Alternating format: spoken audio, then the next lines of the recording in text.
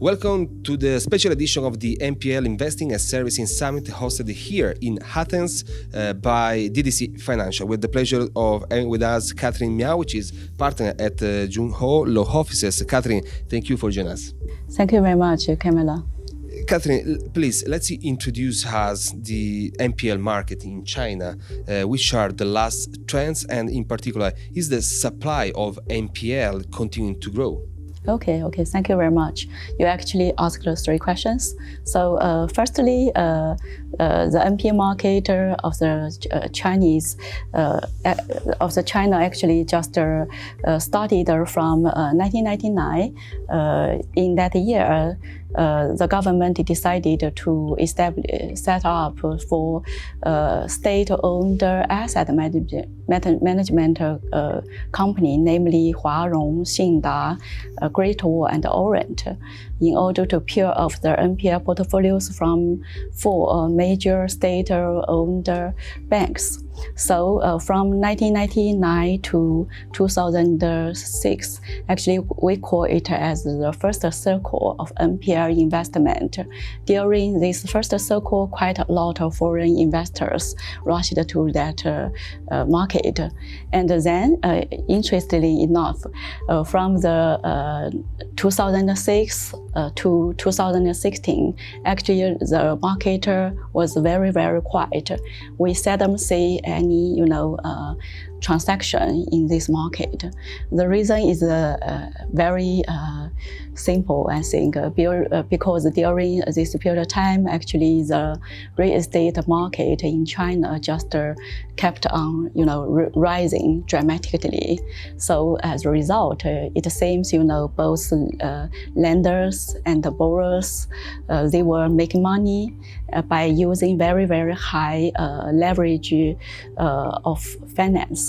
And even for the big 4 state-owned asset management companies, they switched their main operations from NPL disposal to lending as shadow banks. But of course, this is very, very risky, and the government started to take action to deliberate, and as a result, from 2016 up to now, this market, NPL market in China is very, very hot. Quite a lot of foreign investors come to this market again. So this is the overview, just the whole picture of this market. Yeah, of course, it's a really interesting, good picture, and I guess that investors coming to China are really interested in about the institutional and legal framework in China. So, how is the government and the regulator as well facing this issue from a legal framework? Okay, I think the government actually is very keen to solve the problem. So from the perspective of the regulating the banks, actually the government requires the bank to classify loans which are defaulted for 90 days as NPLs. And the government even encourages the bank to put all of the loans in default for 60 days as NPL. And those banks, if their NPL ratio is very high, it will be suspended from doing business. So this is very harsh. And at the same time, from the investors' perspective, actually the government reformed the law and encourages the investors, especially foreign investors, to come to this market. Concerning the NPLs trading in China, let's have a look and share with us your opinion about the bureaucratic procedures, timing, and what's the average recovery rate? Your last question, recovery rate, I think it's very hard to say. But since most of the loans actually are secured by mortgage over properties, and the real estate market in China, though the government actually has taken action to try to cool down the market, but the price is still relatively high, not a drop up to now anyway. So actually, I think the recovery rate is still relatively high. And the timing, you also ask the timing. I think if for creditors, they intend to enforce the debts through litigation. For example, in average, it may take 1 to 3 years. Talking Chinese, but talking to Chinese, but not also but also to non-Chinese players, maybe looking at China as a wished market. Which are your main recommendations? Which are your main advices that you could give them to navigate the market? Okay. Firstly, I think the relevant laws and regulations in China is very clear and transparent, and it's friendly to foreign investors. So this is very good.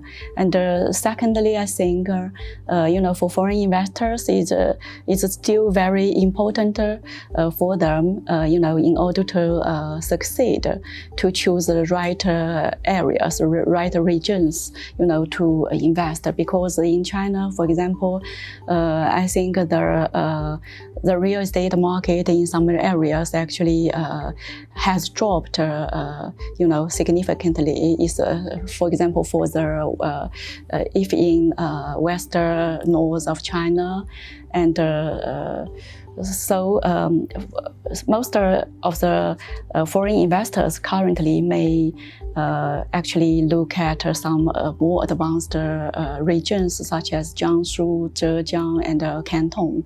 And this is also very important, secondly. And the third, I think it's very crucial for the investors to engage, very experienced professionals, such like a law firm as us, to help them to do business.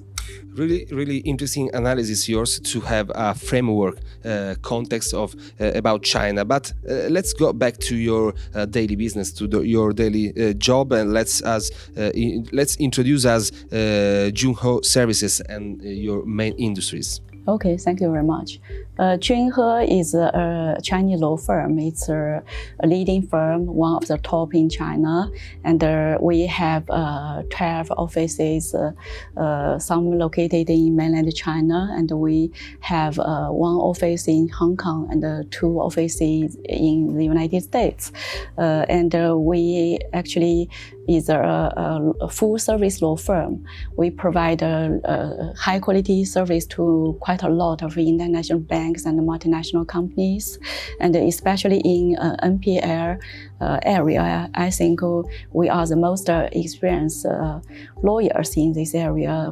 For the past 3 years, we actually have helped assisted quite a lot of big, international banks such as Bank Capital, Blackstone, and Oaktree to enter into Chinese NPL market. Yeah.